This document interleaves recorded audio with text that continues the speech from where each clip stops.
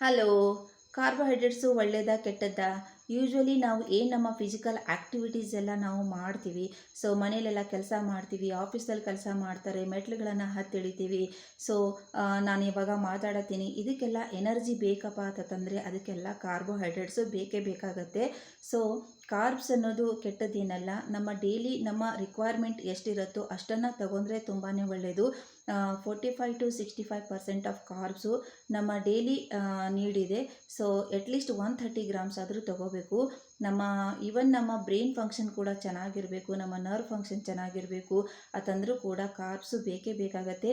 ಕಾರ್ಬ್ಸನ್ನು source of energy for a body, ನಮ್ಮ ಬಾಡಿಗೆ ಒಂದು ಸೋರ್ಸ್ ಆಫ್ ಎನರ್ಜಿ ಕಾರ್ಬ್ಸ್ ಅಂತಲೇ ಹೇಳ್ಬಹುದು. ಸೊ ಯಾವುದನ್ನಾದರೂ ನಾವು ಲಿಮಿಟೇಷನ್ಸಲ್ಲಿ ತೊಗೊಂಡ್ರೆ ಅದು ಬ್ಯಾಡ್ ಇಫೆಕ್ಟ್ ಏನೂ ಆಗೋದಿಲ್ಲ ಹೆಲ್ತಿಗೆ.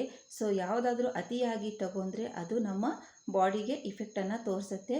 ಸೊ ಎಷ್ಟು ಬೇಕೋ ಅಷ್ಟು ಕಾರ್ಬ್ಸನ್ನು ತೊಗೊಂಡ್ರೆ ಒಳ್ಳೆಯದು. ಅದ್ರ ಜೊತೆಗೆ ನೀವು ಬೇಕಂದರೆ ಸ್ಯಾಲೆಡ್ಸ್ಗಳನ್ನು, ವೆಜಿಟೇಬಲ್ಸ್ಗಳನ್ನು ತೊಗೋಬಹುದು. ಇದನ್ನು ನಿಮ್ಮ ಫ್ರೆಂಡ್ಸ್ಗೂ ಕೂಡ ಶೇರ್ ಮಾಡಿ. ಸೊ ಇನ್ನಷ್ಟು ಈ ಥರ ಮಾಹಿತಿಗಾಗಿ ನನ್ನ ಚಾನಲನ್ನು ಸಬ್ಸ್ಕ್ರೈಬ್ ಮಾಡ್ಕೊಳ್ಳಿ. Thank you.